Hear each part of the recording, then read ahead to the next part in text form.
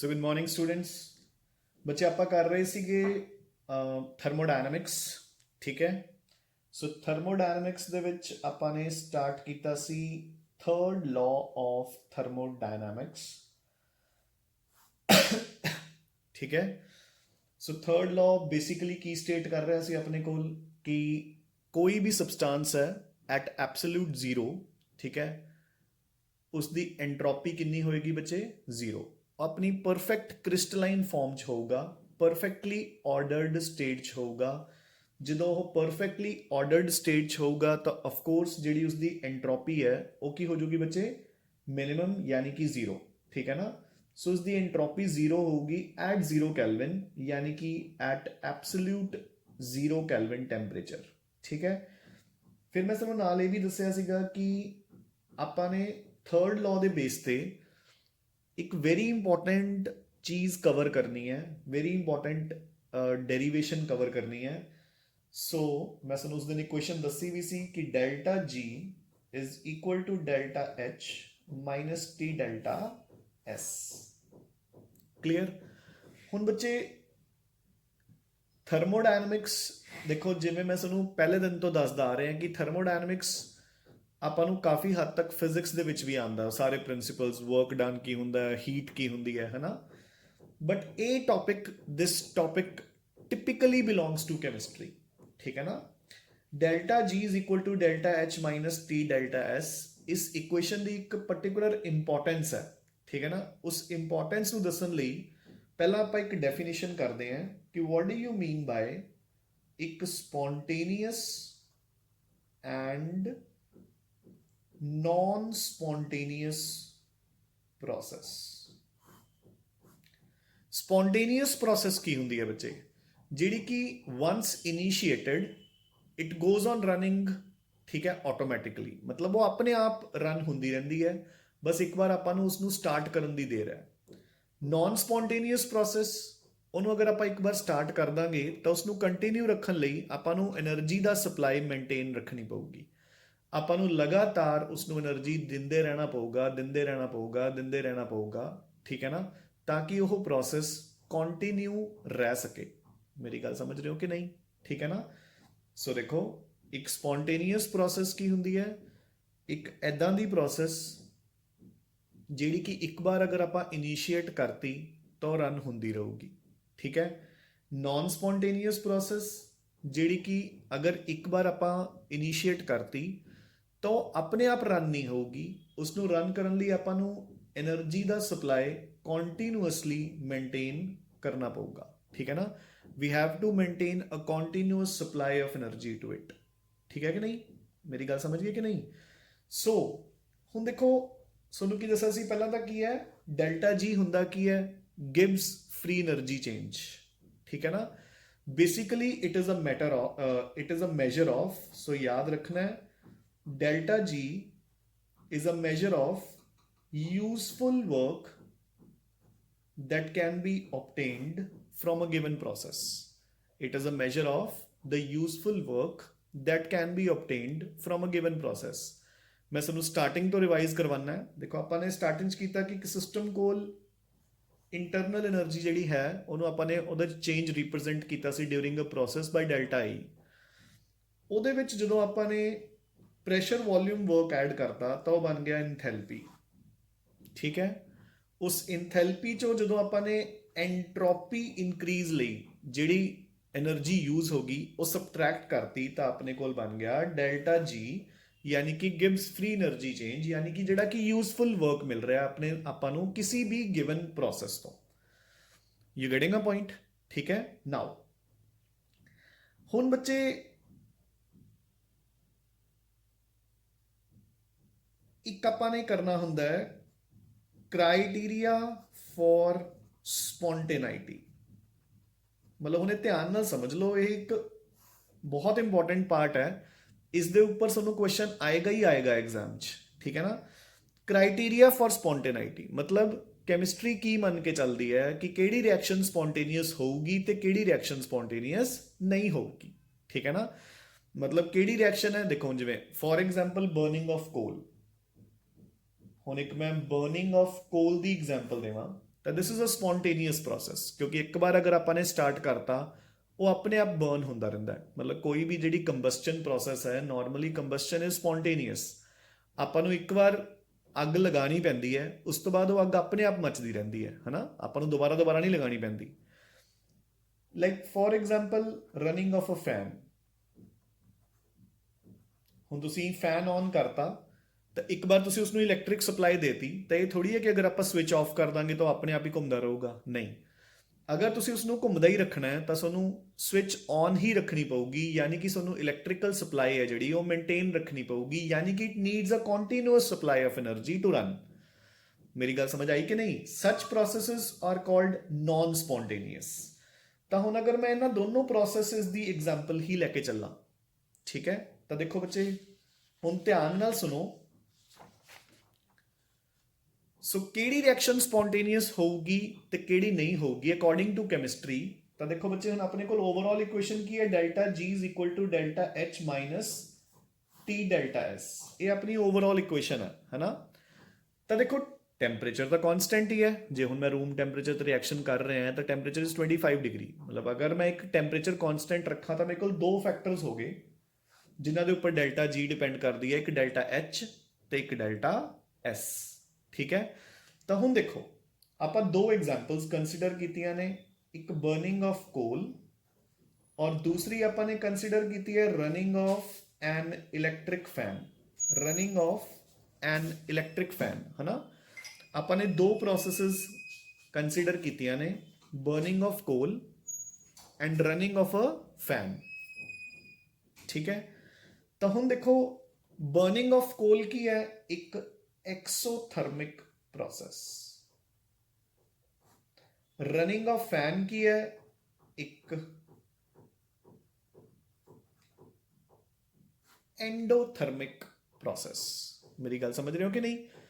Burning of ਕੋਲ 'ਚ energy release ਹੋ ਰਹੀ ਹੈ, so it is exothermic. Running of fan 'ਚ ਆਪਾਂ એનર્ਜੀ ਕੰਜ਼ਿਊਮ ਕਰ ਰਹੇ ਹਾਂ, ਸੋ ਇਟ ਇਜ਼ ਐਂਡੋਥਰਮਿਕ, ਠੀਕ ਹੈ ਨਾ।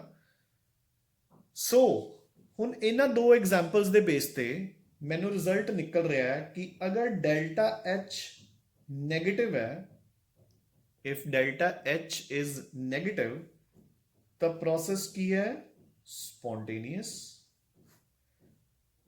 और अगर डेल्टा एच इज पॉजिटिव तो प्रोसेस की है नॉन स्पॉन्टेनियस। मेरी गल समझ आई कि नहीं? बर्निंग ऑफ कोल एक्सोथर्मिक है, सो डेल्टा एच नेगेटिव है, so it is spontaneous. Running of fan endothermic है, सो डेल्टा एच पॉजिटिव है, इट इज नॉन स्पॉन्टेनियस, ठीक है। और वैसे भी अगर आप एक जनरल रूल ऑफ कैमिस्ट्री करिए, जेड़ा कि मैं तुहानू बहुत बार दस चुके हैं कि stability is inversely proportional to energy. ਜਿਹਦੀ એનર્ਜੀ ਘੱਟ ਹੁੰਦੀ ਹੈ ਉਹ ਜ਼ਿਆਦਾ ਸਟੇਬਲ ਹੁੰਦਾ ਹੈ। ਸੋ ਦੇਖੋ ਜਦੋਂ ਰਿਐਕਸ਼ਨ ਐਕਸੋਥਰਮਿਕ ਹੋਊਗੀ, ਹੀਟ ਰਿਲੀਜ਼ ਹੋ ਜੂਗੀ, એનર્ਜੀ ਘੱਟ ਜੂਗੀ।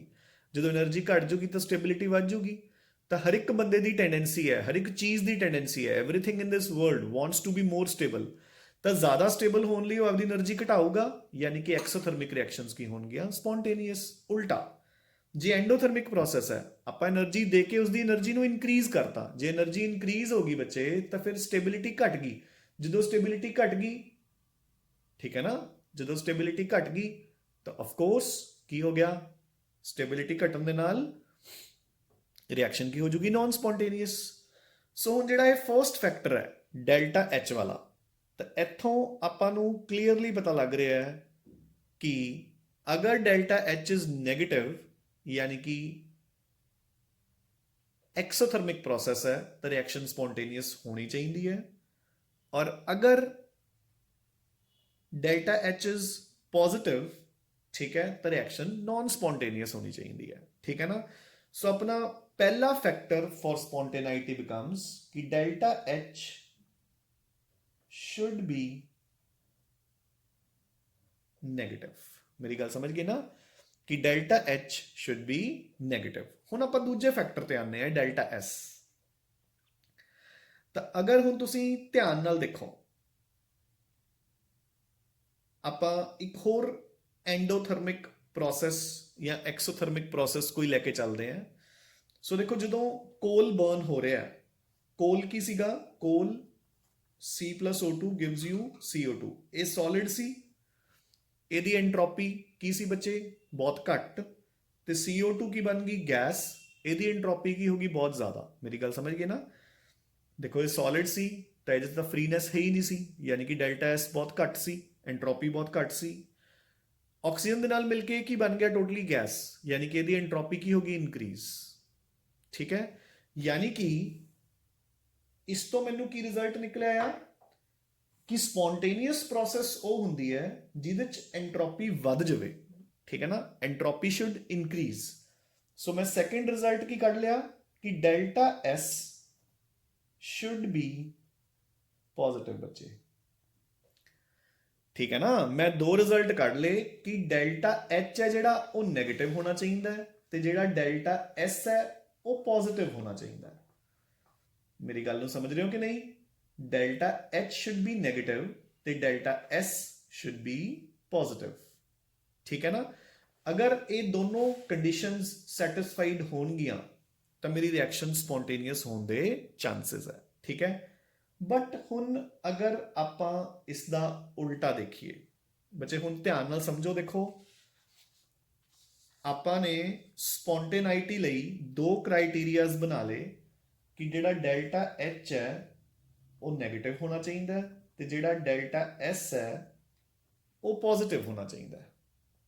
ਠੀਕ ਹੈ ਨਾ, ਅਗਰ ਡੈਲਟਾ ਐਚ ਇਜ਼ ਨੈਗੇਟਿਵ ਤੇ ਡੈਲਟਾ ਐਸ ਇਜ਼ ਪੋਜ਼ਿਟਿਵ ਤਾਂ ਰਿਐਕਸ਼ਨ ਆਪਣੀ ਕੀ ਹੋਊਗੀ, ਸਪੌਂਟੇਨੀਅਸ। ਇਹ ਆਪਾਂ ਨੇ ਰਿਜ਼ਲਟ ਬਣਾ ਲਿਆ। ਇਹ ਵੈਸੇ ਵੀ ਆਪਾਂ ਨੂੰ ਪਤਾ ਹੈ, ਆਪਾਂ ਨੇ ਪਹਿਲਾਂ ਕੀ ਕੀਤਾ, ਦੇਖੋ ਕਿ ਅਗਰ એનર્ਜੀ ਘੱਟ ਹੋਊਗੀ ਤਾਂ ਜ਼ਿਆਦਾ ਸਟੇਬਲ ਹੋਊ, ਯਾਨੀ ਕਿ ਐਕਸੋਥਰਮਿਕ ਪ੍ਰੋਸੈਸ ਸਪੌਂਟੇਨੀਅਸ ਹੋਣੀ ਚਾਹੀਦੀ ਹੈ, ਉਹਦੇ 'ਚ ਸਟੇਬਿਲਿਟੀ ਵਧੂਗੀ। ਤੇ ਦੂਸਰਾ, everything in this world wants to be free, ਤਾਂ ਜਿੱਥੇ ਰੈਂਡਮਨੈਸ ਵਧੂਗੀ, ਐਂਟਰੋਪੀ ਵਧੂਗੀ, ਉਹ ਸਪੌਂਟੇਨੀਅਸ ਹੋਊਗੀ, ਯਾਨੀ ਕਿ delta S should be positive. ਮੇਰੀ ਗੱਲ ਸਮਝ ਗਈ ਕਿ ਨਹੀਂ। ਨਾਓ ਹੁਣ ਦੇਖੋ, ਸੋ ਹੁਣ ਆਪਾਂ ਇਸ ਦਾ ਕੰਟਰਰੀ ਪਾਰਟ ਦੇਖਦੇ ਹਾਂ, ਇਸ ਦਾ ਉਲਟਾ ਪਾਰਟ ਦੇਖਦੇ ਹਾਂ। ਠੀਕ ਹੈ ਨਾ, ਕਿ ਆਪਣੇ ਕੋਲ ਬਹੁਤ ਸਾਰੀਆਂ ਐਦਾਂ ਦੀਆਂ ਪ੍ਰੋਸੈਸਸ ਨੇ ਜਿਨ੍ਹਾਂ 'ਚ ਡੈਲਟਾ ਐਚ ਨੈਗੇਟਿਵ ਹੈ ਬਟ ਉਹ ਨਾਨ ਸਪੌਂਟੇਨੀਅਸ ਹੈ, ਬਟ ਡੈਲਟਾ ਐਚ ਪੋਜ਼ਿਟਿਵ ਹੈ ਤਾਂ ਸਪੌਂਟੇਨੀਅਸ ਹੈ। ਉਲਟਾ, ਜੇ ਡੈਲਟਾ ਐਸ ਪੋਜ਼ਿਟਿਵ ਹੈ ਤਾਂ ਨਾਨ ਸਪੌਂਟੇਨੀਅਸ ਹੈ, ਜੇ ਨੈਗੇਟਿਵ ਹੈ ਤਾਂ ਸਪੌਂਟੇਨੀਅਸ ਹੈ। ਫॉर ਐਗਜ਼ਾਮਪਲ, ਹੁਣ ਦੇਖੋ ਧਿਆਨ ਨਾਲ, ਅਗਰ ਮੈਂ ਇਵੈਪੋਰੇਸ਼ਨ ਆਫ ਵਾਟਰ ਦੀ ਗੱਲ ਕਰਾਂ,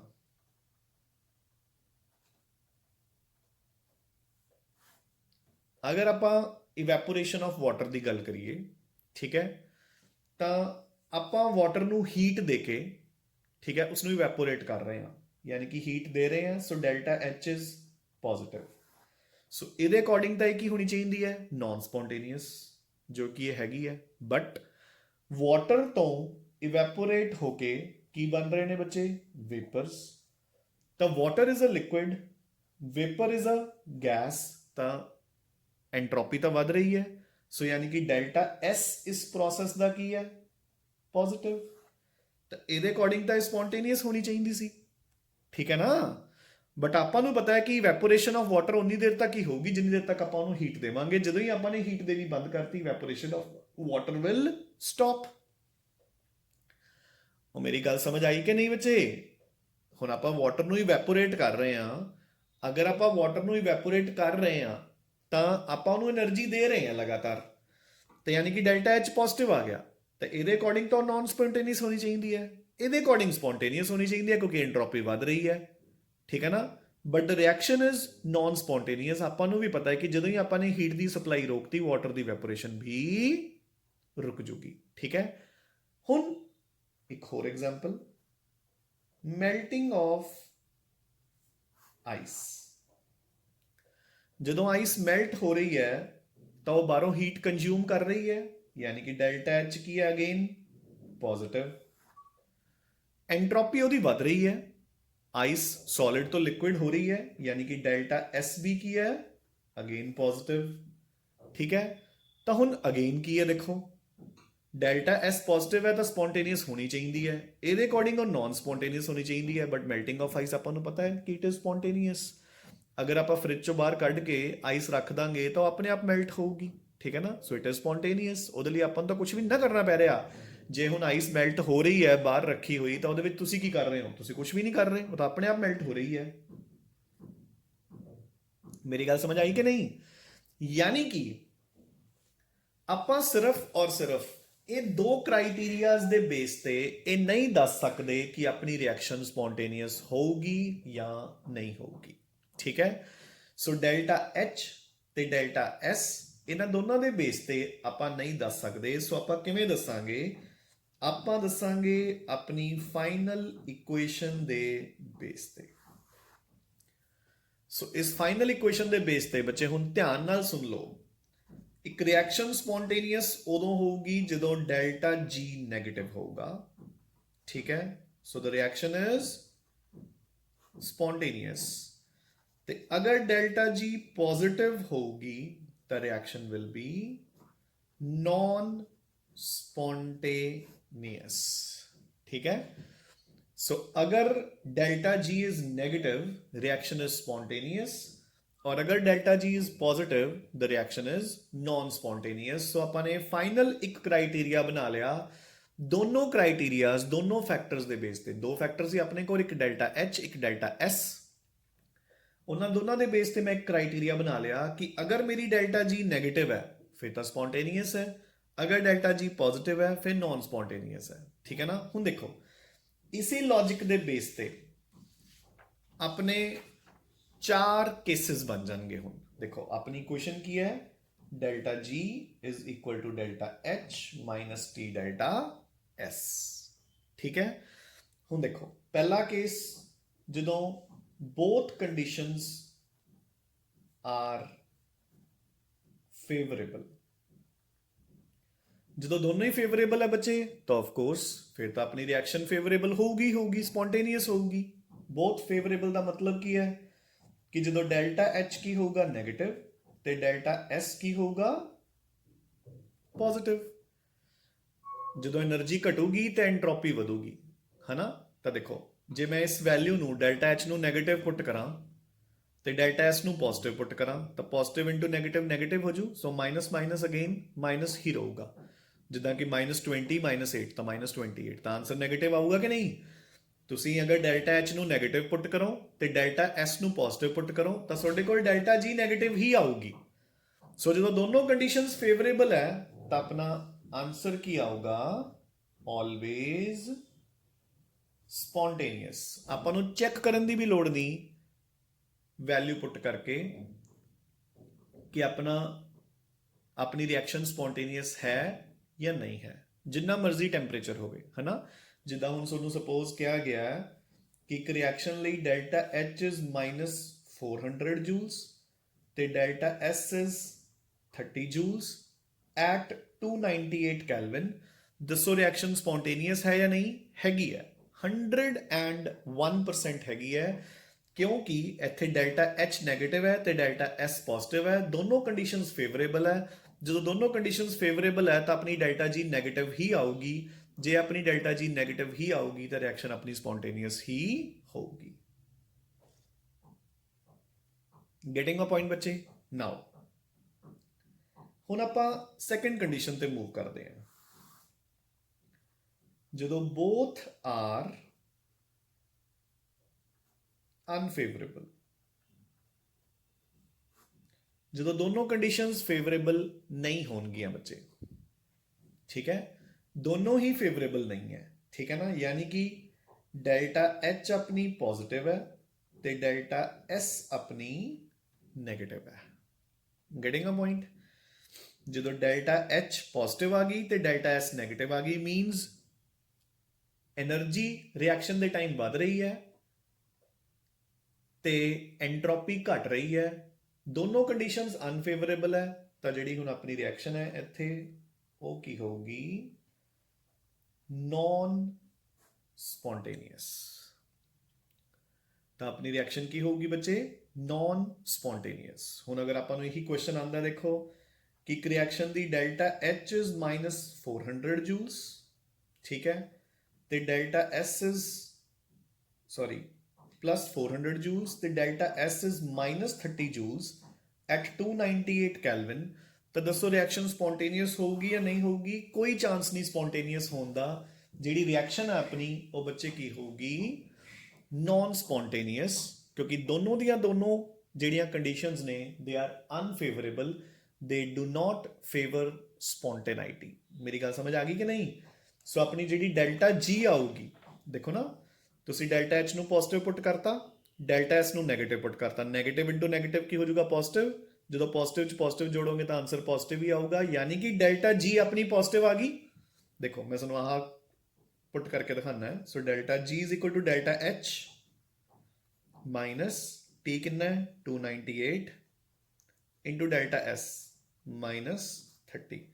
ਸੋ ਜਦੋਂ ਇਸ ਨੂੰ ਬਾਹਰ ਲੈ ਕੇ ਆਉਂਗੇ ਮਾਈਨਸ ਮਾਈਨਸ ਪਲੱਸ ਹੋ ਜਾਊਗਾ, ਜਿੰਨਾ ਵੀ ਆਵੇ ਇਹ ਆਨਸਰ, ਹੈ ਨਾ। ਤਾਂ ਜਿਹੜੀ ਤੁਹਾਡੀ ਡੈਲਟਾ ਜੀ ਹੈ it will come out to be positive. ਜਦੋਂ ਡੈਲਟਾ ਜੀ ਪੋਜ਼ਿਟਿਵ ਆਊਗੀ, ਠੀਕ ਹੈ, ਤਾਂ ਆਨਸਰ ਆਪਣਾ ਕੀ ਆ ਜਾਊਗਾ ਬੱਚੇ? ਨॉन ਸਪੌਂਟੇਨੀਅਸ। ਠੀਕ ਹੈ ਨਾ।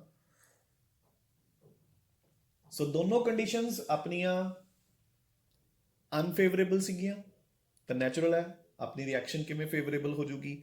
ਤਾਂ ਰਿਐਕਸ਼ਨ ਆਪਣੀ ਕੀ ਹੋ ਜੂਗੀ? ਨॉन ਸਪੌਂਟੇਨੀਅਸ।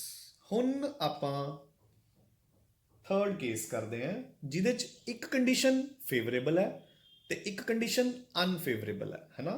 ਮਤਲਬ ਥਰਡ ਤੇ ਫੋਰਥ ਕੇਸ ਇਸੇ ਚ ਬਣਨਗੇ। one is favorable, other is unfavorable, है ना। एक कंडीशन फेवरेबल है, एक कंडीशन फेवरेबल है ते दूसरी कंडीशन फेवरेबल नहीं है बच्चे। ठीक है ना। हुण ये कंडीशन आ गई अपने कोले।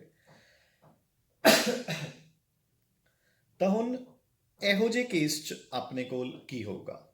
ਦੋ ਕੰਡੀਸ਼ਨਸ ਬਣਦੀਆਂ ਇਹਦੀਆਂ। ਦੇਖੋ ਹੁਣ ਫਰਦਰ ਦੋ ਕੰਡੀਸ਼ਨਸ ਬਣ ਗਈਆਂ। ਇੱਕ ਬਣ ਗਈ ਕਿ delta H is negative, favourable, delta S is also negative, ਇਹ unfavourable. Fourth condition, delta H is positive, unfavourable, delta S is also positive, this is favourable, है ना। ਹੁਣ ਇੱਕ ਕੰਡੀਸ਼ਨ ਫੇਵਰੇਬਲ ਹੈ ਤੇ ਦੂਸਰੀ ਕੰਡੀਸ਼ਨ ਅਨਫੇਵਰੇਬਲ ਹੈ। ਇੱਥੇ ਆਪਣਾ ਰੋਲ ਆਊਗਾ ਬੱਚੇ ਇਕੁਏਸ਼ਨ ਦਾ, ਕਿਉਂਕਿ ਹੁਣ ਆਪਾਂ ਇਕੁਏਸ਼ਨ ਲਗਾਵਾਂਗੇ delta G is equal to delta H minus T delta S. ਜੇ ਆਪਣੇ ਕੋਲ ਓਵਰਆਲ ਆਨਸਰ ਪੋਜ਼ਿਟਿਵ ਆ ਗਿਆ ਤਾਂ ਨॉन ਸਪੌਂਟੇਨੀਅਸ, ਜੇ ਓਵਰਆਲ ਆਨਸਰ ਨੈਗੇਟਿਵ ਆ ਗਿਆ ਤਾਂ ਸਪੌਂਟੇਨੀਅਸ। ਮੇਰੀ ਗੱਲ ਸਮਝ ਆਈ ਕਿ ਨਹੀਂ? ਜੋ ਤੁਸੀਂ ਵੈਲਿਊਜ਼ ਇੱਥੇ ਪੁੱਟ ਕਰੋਗੇ, ਇਹ ਵੈਲਿਊਜ਼ ਇੱਥੇ ਪੁੱਟ ਕਰਕੇ ਤੁਹਾਨੂੰ ਆਨਸਰ ਪਤਾ ਲੱਗੂਗਾ ਕਿ ਪੋਜ਼ਿਟਿਵ ਹੈ ਜਾਂ ਨੈਗੇਟਿਵ ਹੈ। ਅਗਰ ਪੋਜ਼ਿਟਿਵ ਹੈ ਤਾਂ ਯਾਨੀ ਕਿ ਹੁਣ ਆਪਣਾ ਜਿਹੜੀ ਸਪੌਂਟੇਨਾਈਟੀ ਹੈ ਉਹ ਕਿਹੜੇ ਫੈਕਟਰ ਤੇ ਡਿਪੈਂਡ ਕਰੂਗੀ? ਟੈਂਪਰੇਚਰ ਦੇ ਉੱਪਰ, ਹੈ ਨਾ। ਕਿਉਂਕਿ ਟੈਂਪਰੇਚਰ ਦੀ ਵੈਲਿਊ ਨਾਲ ਹੀ ਆਪਾਂ ਨੂੰ ਪਤਾ ਲੱਗੂਗਾ ਕਿ ਹੁਣ ਆਪਣਾ ਜਿਹੜਾ ਰਿਜ਼ਲਟ ਹੈ ਉਹ ਪੋਜ਼ਿਟਿਵ ਆਊਗਾ ਜਾਂ ਨੈਗੇਟਿਵ ਆਊਗਾ। ਬੱਚੇ ਮੇਰੀ ਗੱਲ ਸਮਝ ਆਈ ਕਿ ਨਹੀਂ?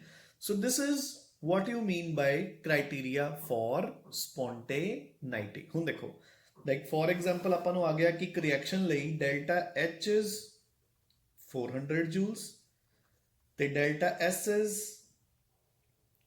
Let it be 30 ਜੂਲਸ। ਕਲੀਅਰ?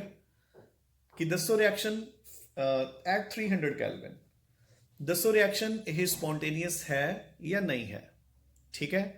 ਤਾਂ ਹੁਣ ਆਪਾਂ ਫਾਰਮੂਲਾ ਲਗਾਵਾਂਗੇ delta G is equal to delta H minus T into delta S. So 400 minus, ਠੀਕ ਹੈ, 400 ਮਾਈਨਸ ਕਿੰਨਾ ਆ ਗਿਆ ਬੱਚੇ? ਦਿਸ ਇਜ਼ 339, ਠੀਕ ਹੈ, ਤੇ 000 9000। ਆਪਣਾ ਆਨਸਰ ਓਵਰਆਲ ਕਿੰਨਾ ਆ ਗਿਆ? 8600 ਇਨ ਨੈਗੇਟਿਵ ਜੂਲਸ ਦੇ ਵਿੱਚ। ਠੀਕ ਹੈ। ਤਾਂ ਯਾਨੀ ਕਿ ਹੁਣ ਆਪਣੇ ਕੋਲ ਆਨਸਰ ਓਵਰਆਲ ਨੈਗੇਟਿਵ ਆ ਗਿਆ। ਤਾਂ ਇਹ ਰਿਐਕਸ਼ਨ ਆਪਣੀ ਕੀ ਹੈ ਬੱਚੇ? ਸਪੌਂਟੇਨੀਅਸ, ਵੈਰੀ ਮਚ ਸਪੌਂਟੇਨੀਅਸ ਹੈ ਰਿਐਕਸ਼ਨ। ਪੱਲੇ ਪਈ ਗੱਲ ਕਿ ਨਹੀਂ? ਠੀਕ ਹੈ ਨਾ। ਇਹ ਰਿਐਕਸ਼ਨ ਆਪਣੀ ਸਪੌਂਟੇਨੀਅਸ ਹੈ। ਦੇਖੋ ਨਾ, ਹੁਣ ਆਹ ਫੈਕਟਰ ਕੀ ਸੀ? ਅਨਫੇਵਰੇਬਲ, ਕਿਉਂਕਿ ਪੋਜ਼ਿਟਿਵ ਸੀ। ਆਹ ਫੈਕਟਰ ਕੀ ਸੀ? ਫੇਵਰੇਬਲ, ਕਿਉਂ? ਕਿਉਂਕਿ ਇਹ ਵੀ ਪੋਜ਼ਿਟਿਵ ਹੈ। ਇੱਕ ਰਿਐਕਸ਼ਨ ਨੂੰ ਸਪੌਂਟੇਨੀਅਸ ਲਈ ਫੇਵਰੇਬਲ ਫੈਕਟਰ ਕੀ ਸੀ? ਇਹ ਨੈਗੇਟਿਵ, ਇਹ ਪੋਜ਼ਿਟਿਵ। ਇਹ ਤਾਂ ਪੋਜ਼ਿਟਿਵ ਹੈ ਬਟ ਇਹ ਪੋਜ਼ਿਟਿਵ ਹੈ ਨਾ। ਇਹ ਪੋਜ਼ਿਟਿਵ ਹੋਣ ਕਰਕੇ ਫੇਵਰੇਬਲ ਸੀ, ਬਟ ਇਹ ਵੀ ਪੋਜ਼ਿਟਿਵ ਹੋਣ ਕਰਕੇ ਅਨਫੇਵਰੇਬਲ ਸੀ। ਆਪਾਂ ਨੇ ਵੈਲਿਊਜ਼ ਪੁੱਟ ਕੀਤੀਆਂ, ਆਪਣੇ ਕੋਲ ਓਵਰਆਲ ਆਨਸਰ ਕੀ ਆ ਗਿਆ? ਨੈਗੇਟਿਵ। ਓਵਰਆਲ ਆਨਸਰ ਨੈਗੇਟਿਵ ਆਨ ਕਰਕੇ, ਠੀਕ ਹੈ, ਓਵਰਆਲ ਆਨਸਰ ਨੈਗੇਟਿਵ ਆਨ ਕਰਕੇ ਇਹ ਰਿਐਕਸ਼ਨ ਕੀ ਹੋਗੀ? ਨॉन ਸਪੌਂਟੇਨੀਅਸ। ਹੁਣ ਦੇਖੋ ਮੈਂ ਹਲਕਾ ਜਿਹਾ ਚੇਂਜ ਕਰ ਦਿੰਦਾ ਇਸ ਵੈਲਿਊ ਨੂੰ। ਦੇਖੋ ਆਪਾਂ ਨੂੰ ਕੁਐਸਚਨ ਕਿੱਦਾਂ ਕਿੱਦਾਂ ਆ ਸਕਦੇ ਨੇ, ਹਨਾ। ਸੋ ਅਨਦਰ ਕੁਐਸਚਨ ਚ ਆਪਾਂ ਨੂੰ ਪੁੱਛਿਆ ਗਿਆ ਕਿ ਇੱਕ ਪਾਰਟਿਕੂਲਰ ਰਿਐਕਸ਼ਨ ਲਈ delta H the value is 40,000 ਜੂਲਸ, ਠੀਕ ਹੈ। Delta S the value is 30 joules at a temperature of 200 Kelvin। ਦੱਸੋ ਰਿਐਕਸ਼ਨ ਸਪੌਂਟੇਨੀਅਸ ਹੈ ਜਾਂ ਨਹੀਂ ਹੈ? ਤਾਂ ਅਗੇਨ ਮੈਂ ਵੈਲਿਊਜ਼ ਪੁੱਟ ਕੀਤੀਆਂ, delta G is equal to delta H minus T into delta S। So value ਕਿੰਨੀ ਆਈ? 40,000 ਮਾਈਨਸ 6,000। ਸੋ ਆਂਸਰ ਆ ਗਿਆ 34,000 ਜੂਲਸ। ਸੋ ਆਂਸਰ ਆ ਗਿਆ ਬੱਚੇ ਪੋਜ਼ਿਟਿਵ, ਯਾਨੀ ਕਿ ਜਿਹੜੀ ਇਹ ਰਿਐਕਸ਼ਨ ਹੈ ਇਟ ਵਿਲ ਬੀ ਨॉन ਸਪੌਂਟੇਨੀਅਸ। ਮੇਰੀ ਗੱਲ ਸਮਝ ਆਈ ਕਿ ਨਹੀਂ? ਦ ਰਿਐਕਸ਼ਨ ਵਿਲ ਬੀ ਨॉन ਸਪੌਂਟੇਨੀਅਸ ਬੱਚੇ, ਠੀਕ ਹੈ ਨਾ। ਹੁਣ ਦੇਖੋ ਐਟ ਦ ਸੇਮ ਟਾਈਮ ਇਹੀ ਕੁਐਸਚਨ ਆਪਾਂ ਨੂੰ ਕਿਵੇਂ ਪੁੱਛਿਆ ਜਾਂਦਾ? ਦੇਖੋ ਹੁਣ ਧਿਆਨ ਨਾਲ, ਮੋਸਟਲੀ ਚਾਂਸਸ ਕੁਐਸਚਨ ਆਉਣ ਦੇ ਇਸੇ ਫਾਰਮ 'ਚ ਹੁੰਦੇ ਨੇ ਕਿ ਆਪਾਂ ਨੂੰ ਪੁੱਛਿਆ ਗਿਆ ਕਿ ਇੱਕ ਪਾਰਟਿਕੂਲਰ ਰਿਐਕਸ਼ਨ ਲਈ ਡੈਲਟਾ H ਕਿੰਨਾ ਹੈ? 40,000। ਡੈਲਟਾ S ਕਿੰਨਾ ਹੈ? 30 ਜੂਲਸ। ਕਲੀਅਰ? ਦੱਸੋ ਕਿੰਨੇ ਟੈਂਪਰੇਚਰ ਤੇ ਰਿਐਕਸ਼ਨ ਸਪੌਂਟੇਨੀਅਸ ਹੋਊਗੀ? ਠੀਕ ਹੈ ਨਾ। ਆਪਾਂ ਨੂੰ ਕੁਐਸਚਨ ਆਉਂਦਾ ਹੈ for a given reaction the value of delta H is 40,000 joules, sorry joules लगा लियो, while that of delta S is 30 joules, ठीक है। what is the minimum temperature at which the reaction will be spontaneous? so ਆਪਾਂ ਨੂੰ ਇਹ question ਆ ਗਿਆ ਬੱਚੇ। ਹੁਣ ਦੇਖੋ ਆਪਾਂ ਕੀ ਲਿਖਾਂਗੇ ਕਿ for spontaneous delta G is equal to delta H minus T delta S, ਇਹ ਕੀ ਆਣਾ ਚਾਹੀਦਾ ਹੈ? ਨੈਗੇਟਿਵ, ठीक है ना। मेरी गल समझ गई ना बच्चे? समझ आई कि नहीं?